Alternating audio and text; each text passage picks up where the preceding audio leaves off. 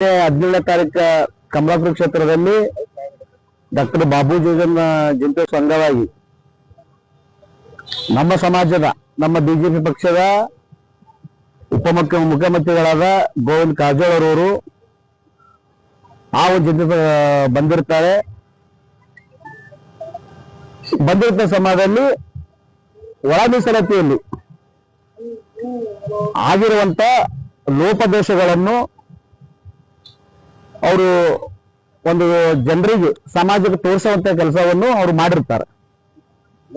ಅವರು ಮಾತಾಡಿರುವಂತ ರೋಸ್ಟ್ ವಿಷಯ ಆಗಿರ್ಬೋದು, ಒಳ ಮೀಸಲಾತಿಯ ಒಂದು ಲೋಪದೋಷ ವಿಷಯ ಇರೋದು ಸವಿಸ್ತಾರವಾಗಿ ಹೇಳಿರ್ತಾರೆ. ಅದರಲ್ಲಿ ಯಾವುದೇ ಲೋಪದೋಷದಲ್ಲಿ ಅವ್ರು ಮಾತಿರ್ತಕ್ಕಂಥ ಯಾವುದೇ ತಪ್ಪಿಲ್ಲ ಅಂತ ನಾವು ಘಂಟಾಘೋಷವಾಗಿ ಹೇಳ್ತೀವಿ. ಮಾಹಿತಿಯನ್ನು ಕಲೆ ಹಾಕಲಾರದೆ ಒಂದು ಅವರ ವಿರುದ್ಧ ಹೇಳಿಕೆಯನ್ನು ಕೊಡಬಾರದಾಗಿತ್ತು, ಕೊಟ್ಟಿರ್ತಾರೆ.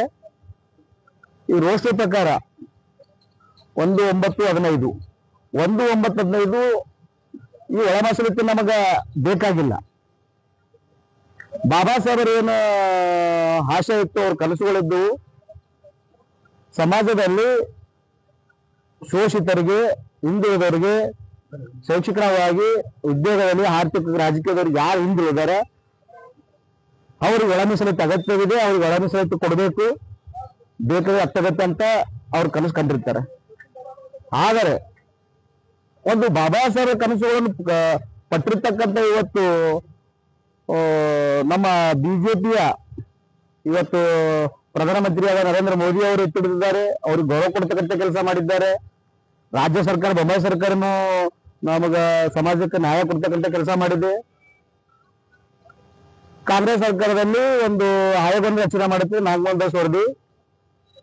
ನಾಗಮೋಹನ್ ದಾಸ್ ವರದಿಯಲ್ಲಿ ಏನು ಬರುತ್ತಪ್ಪ ಅಂದ್ರೆ, ಮಾದಿಗರು ಈ ರಾಜ್ಯದಲ್ಲಿ ಬಹುಸಂಖ್ಯಾತರಾಗಿರ್ತಾರೆ, ಅವರಿಗೆ ಶಿಕ್ಷಣ ವಂಚಿತರಾಗಿರ್ತಾರೆ, ರಾಜಕೀಯ ವಂಚಿತರಾಗಿರ್ತಾರೆ, ಆರ್ಥಿಕವಾಗಿ ವಂಚಿತರಾಗಿರ್ತಾರೆ, ಉದ್ಯೋಗದಲ್ಲಿನೂ ಬಹಳ ದೊಡ್ಡ ಮಟ್ಟದಲ್ಲಿ ವಂಚಿತರಾಗಿರ್ತಕ್ಕಂಥ ಮೇಲ್ನೋಟದಲ್ಲಿ ಕಂಡು ಬರುತ್ತೆ. ಕಂಡು ಬಂದ ತಕ್ಷಣ ಸರ್ಕಾರ ಏನ್ ರಚನೆ ಮಾಡುತ್ತೆ, ಬಾಬಾ ಸಾಹೇಬ್ ಕನಸು ಏನಾಗಿತ್ತು, ಹಿಂದುಳಿದವರಿಗೆ ಮೊದಲೇ ಹೇಳಿದಾಗೆ ಯಾರು ದಲಿತರಲ್ಲಿ ಹಿಂದುಳಿದವರು ಇವತ್ತು ರಾಜಕೀಯವಾಗಿ, ಆರ್ಥಿಕವಾಗಿ ಮತ್ತು ಸಾಮಾಜಿಕವಾಗಿ ಯಾರು ಹೇಳ್ತಾರೆ ಅವ್ರಿಗೆ ನ್ಯಾಯ ಕೊಡಿಸುವಂತ ಕೆಲಸವನ್ನು ನಾಗಮೋಹನ್ ದಾಸ್ ವರದಿಯಲ್ಲಿ ಇತ್ತು.